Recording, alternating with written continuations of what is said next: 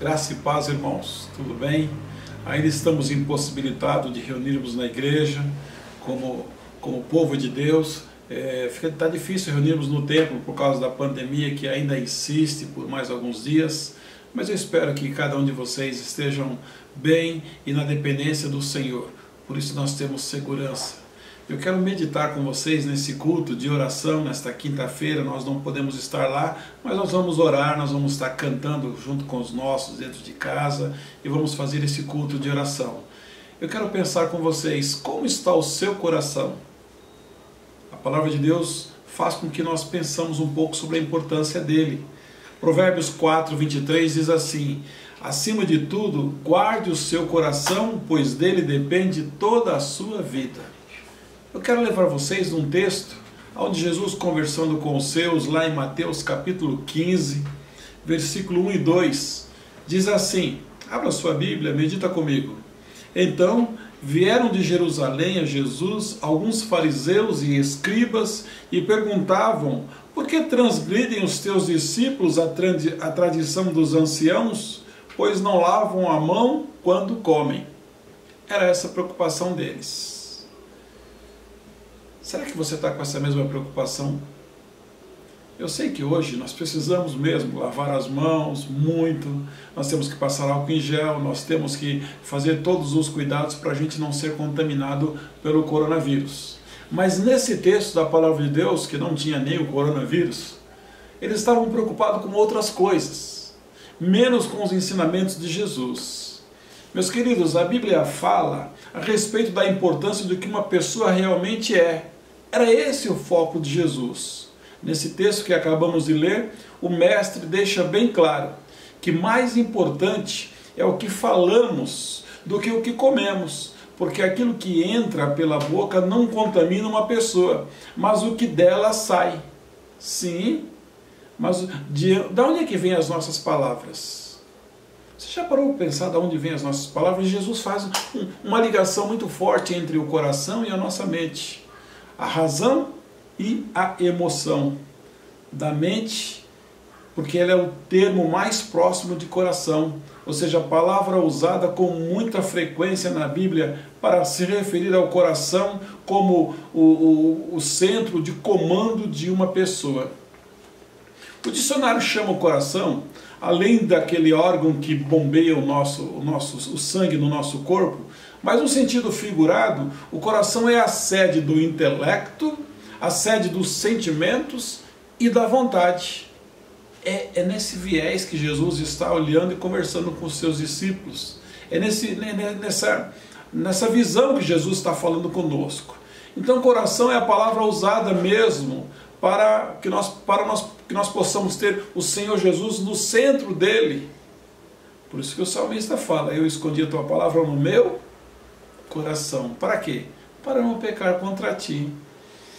Sabe, meus irmãos, o seu verdadeiro caráter, a sua personalidade, o seu eu interior, é ali que os pensamentos surgem, são processados e transformam em palavras, em ações e atitudes. No que você tem pensado nesses últimos dias? Eu tenho pensado na volta de Cristo. Eu tenho pensado que o Senhor não está muito contente com a raça humana. Eu tenho pensado que o Evangelho precisa ser pregado e talvez a seara continua sendo grande, mas e os ceifeiros ainda são poucos.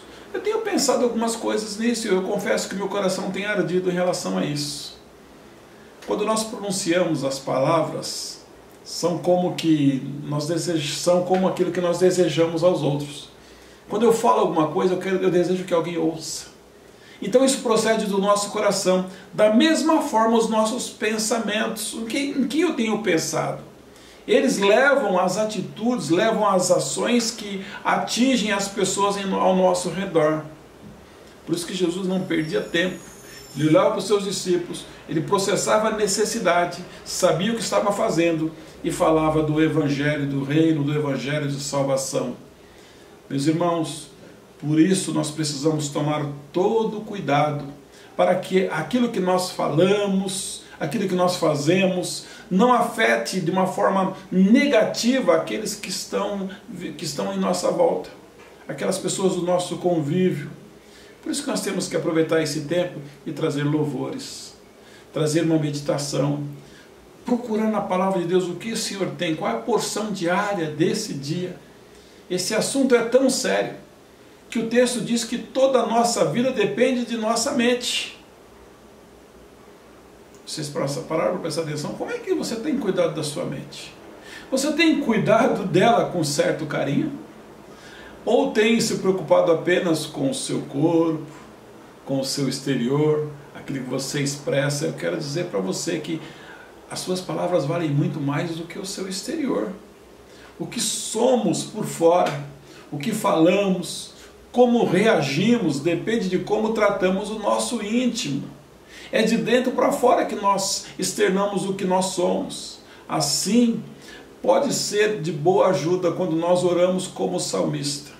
Eu fico pensando quando Davi tinha preocupação no que ele pensava, no que ele falava, no que ele fazia. Ele era um homem que tinha mesmo a consciência, pesava quando ele fazia alguma coisa errada. Mas ele chega no Salmo 139, lá no versículo 23 e 24, e diz: Senhor, sonda-me. E o Senhor sonda-me, ó Deus, conhece o meu coração. Deus conhecia o coração de Davi. Prova-me e conhece as minhas inquietações. O que deixava Davi inquieto? Versículo 24 ele disse: vê se em minha conduta algo te ofende e dirige-me pelo caminho eterno. Ele olha para dentro de si. Ele sabe que Deus entende, Deus conhece ele. Ele sabe que as angústias dele, Deus estava olhando com o intuito de ajudá-lo, mas ele tinha um desejo. Senhor, eu quero que o Senhor me dirija pelo caminho do Senhor, que são caminhos eternos. Era essa a visão. Se o que nós pensamos for aprovado por Deus, também as nossas palavras, as nossas atitudes, também as ações serão aprovadas por Ele e elas vão trazer um resultado que vão fortalecer da nossa vida espiritual para as pessoas que estão ao nosso redor também. E qual é o intuito maior? A glória do nome do nosso Senhor Jesus Cristo. Por isso, cuide bem do seu coração, porque conforme nós lemos aqui em Provérbios, dele depende toda a sua vida. Meus irmãos, as nossas atitudes refletem o que está no nosso coração. Como é que está o seu pensamento? Em que você tem pensado? Filipenses capítulo 4, eu quero ler com vocês. O que eu preciso colocar dentro do meu pensamento para que eu possa ter uma vida que agrade ao Senhor, para que eu possa ter um coração tranquilo, sincero? Filipenses capítulo 4, no versículo 7, Paulo diz assim: e a paz de Deus, aquela que excede todo o entendimento, guarda o nosso coração e a vossa mente em Cristo Jesus. Finalmente, irmãos, olha a lista de coisas que Ele quer que ocupe o nosso pensamento. Tudo que é verdadeiro, respeitável, justo, puro, agradável, tudo que é de boa fama, se alguma virtude há e se algum louvor existe, seja isso que ocupe o vosso pensamento. Em que eu tenho pensado ultimamente? A impressão que tem é que nosso pensamento não para, né?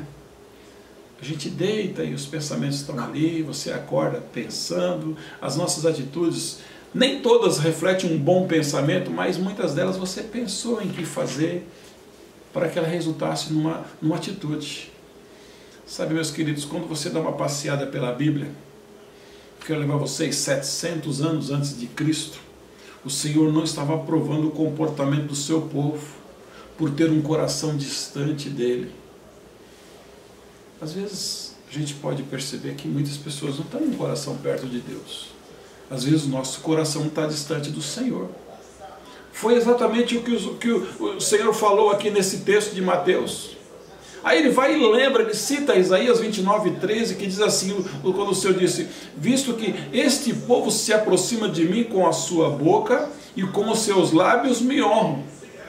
Mas Deus ficou triste porque ele disse que o coração daquele povo estava longe dele.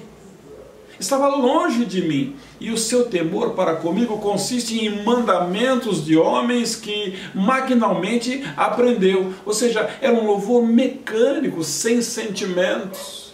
Jesus estava aqui em Mateus ensinando o povo. Jesus estava ali com uma grande preocupação de que o povo fosse salvo por ele. O grupo de homens que estavam ali, que estavam interrogando Jesus, não eram homens que não tinham conhecimento, eram os fariseus, eram os escribas. Os fariseus eram membros de um dos principais grupos religiosos dos judeus. Eles seguiam rigorosamente a lei de Moisés e as tradições e os costumes dos antepassados. Também tinha um grupo chamado escribas, homem que copiava e interpretava a lei de Moisés. Eram homens que sabiam que estavam discutindo, mas o coração estava longe, o coração estava focado nas tradições, não no Senhor Jesus. Os escribas, eles criaram um ensinamento chamado a tradição dos anciãos. Mateus 23 diz que Jesus censurou esse grupo. Eles estiveram na morte de Jesus, eles também estiveram na perseguição da igreja primitiva. É esse grupo que estavam com o coração longe do Senhor, com a boca, com os lábios, com os rituais mecanizados, mas não tinha o coração no Senhor. Sabe, queridos, cuidado com a tradição. A insistência em lavar as mãos e os utensílios não obedeciam ali os motivos de higiene, mas sim a purificação religiosa. Ou seja, trata-se da tradição rabínica e a respeito da purificação ritual. Era isso. Eles conheciam tanto a lei que eles não estavam preocupados com o Senhor Jesus, com o que ele estava ensinando. Para Jesus, os mandamentos de Deus são para o nosso bem.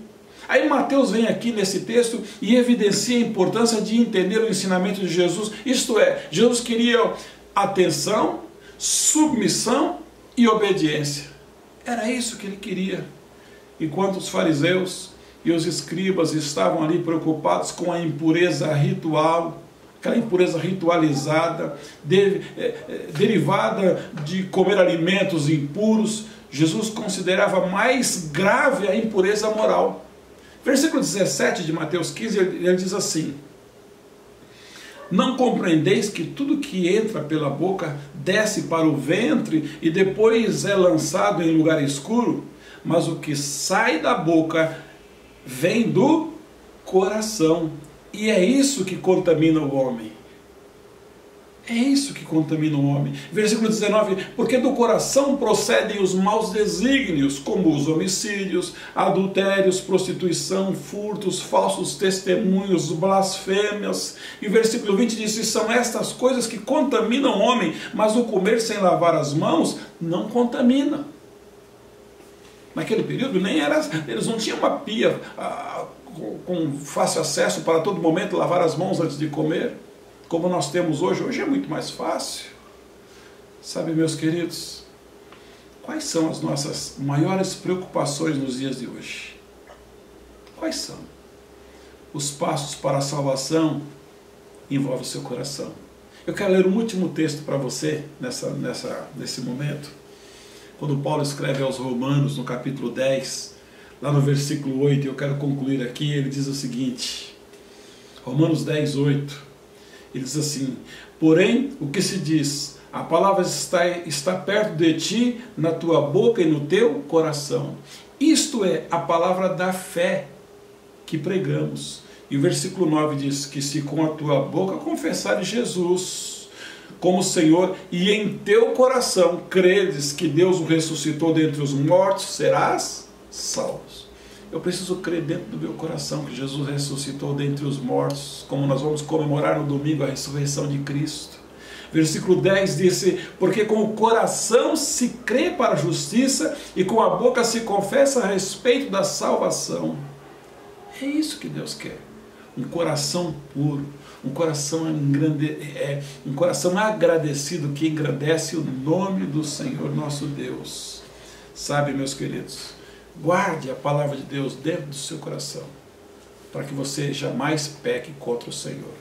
Tenha um coração agradecido, tenha um coração abençoado, Tenha um coração, aquele coração que o Senhor transformou, Ele tirou um de pedra e colocou um de carne, para o louvor e glória do seu nome. Amém? Que Cristo Jesus te abençoe. Fique na paz.